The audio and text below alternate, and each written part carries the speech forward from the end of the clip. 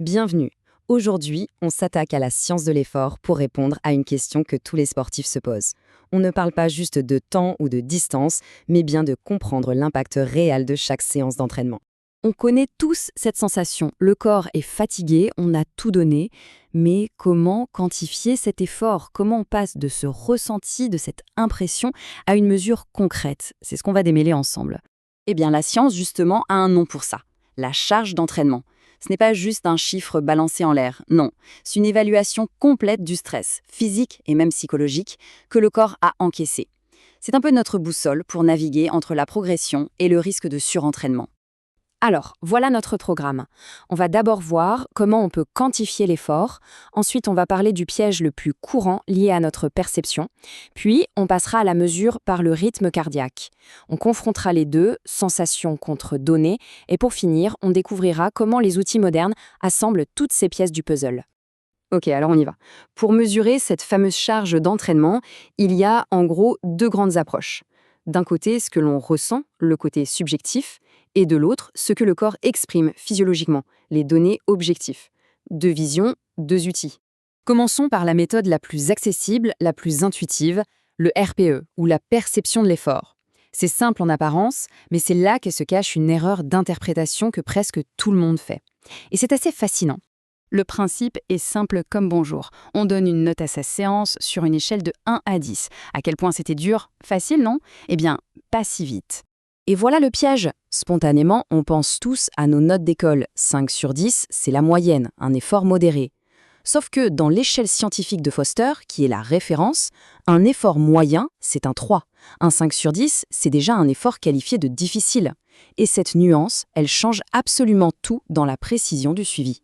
Cette citation, elle résume parfaitement le problème. Elle souligne à quel point il faut être rigoureux. Sans un tableau de référence, notre évaluation est complètement biaisée. Pour que le RPE soit un outil fiable, il a besoin d'un cadre, d'un standard.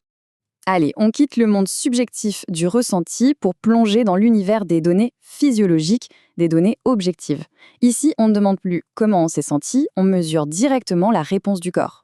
Il existe plusieurs modèles mathématiques comme le TRMP de Bannister, qui est un peu l'ancêtre, mais pour que ce soit bien clair, on va se concentrer sur la méthode d'Edwards, aussi appelée SHRZ. Elle est très utilisée et surtout très logique à comprendre. Alors, comment ça marche? C'est vraiment malin. On découpe la séance en 5 zones d'intensité basées sur le pourcentage de la fréquence cardiaque maximale. Chaque zone a un poids, un coefficient de 1 à 5. Il suffit de multiplier le temps passé dans chaque zone par son poids et à la fin, on additionne tout pour avoir un score final. Et le concept est brillant. Une minute passée en zone 5, donc à plus de 90% de sa fréquence cardiaque max, pèse 5 fois plus lourd dans le calcul de la charge qu'une minute de récupération en zone 1. C'est une façon très élégante de donner beaucoup plus d'importance à l'intensité de l'effort. Alors, on en arrive à la grande question. Faut-il se fier à son ressenti subjectif avec le RPE ou aux données objectives du cardio-fréquence-mètre? Laquelle de ces deux méthodes est la plus fiable, la meilleure? Pour trancher, on ne va pas se fier à des opinions, mais à la science. Justement, une étude a comparé très directement ces deux approches sur des joueurs de football pendant leurs entraînements. Premier résultat, les chercheurs ont trouvé ce qu'on appelle une corrélation positive modérée avec un score de 0,63 entre la note de RPE et la charge calculée par la fréquence cardiaque avec la méthode TRIMP. Et deuxième résultat très similaire, une corrélation tout aussi modérée de 0,57 entre le RPE et la méthode d'Edwards, celle qu'on vient de voir en détail. Le verdict est donc clair. Il n'y a pas un gagnant et un perdant. Ces deux méthodes ne s'opposent pas, elles se complètent. Pourquoi? Parce qu'elles mesurent des choses légèrement différentes. Le RPE intègre la fatigue musculaire, mentale, le stress général, alors que la fréquence cardiaque, elle, se focalise sur la réponse cardiovasculaire. C'est comme avoir deux capteurs différents pour une même machine. D'accord. Alors, si les deux sont utiles, comment les professionnels s'en servent? Eh bien, ils ne choisissent pas leur camp. Ils synthétisent tout. Et c'est là qu'on arrive au tableau de bord de l'athlète moderne. Le suivi de performance d'élite qu'on retrouve sur des plateformes comme Champion Path ne se contente jamais d'une seule métrique. L'idée est de tout fusionner, les données subjectives et les données objectives pour avoir la vision la plus complète possible de la performance et de la fatigue.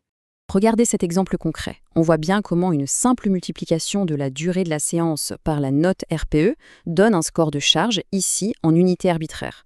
Et ce qu'il est intéressant, c'est qu'une séance de force plus courte peut générer une charge bien plus grande qu'une longue séance technique. Mais ça va encore beaucoup plus loin. Les systèmes les plus avancés intègrent la charge subjective, la charge objective, mais aussi toutes les données de bien-être, la qualité du sommeil, le niveau de fatigue au réveil, les douleurs musculaires. Tout ça est ensuite analysé par une intelligence artificielle pour aider à prédire les risques de blessures. C'est une vision à 360 degrés. Et tout ça, ça nous amène à une question finale à se poser sur sa propre pratique. Est-ce qu'on se contente de lire une seule page, la durée, la distance, ou est-ce qu'on cherche vraiment à comprendre l'histoire complète que notre corps nous raconte? La réponse à cette question peut vraiment changer notre manière de nous entraîner.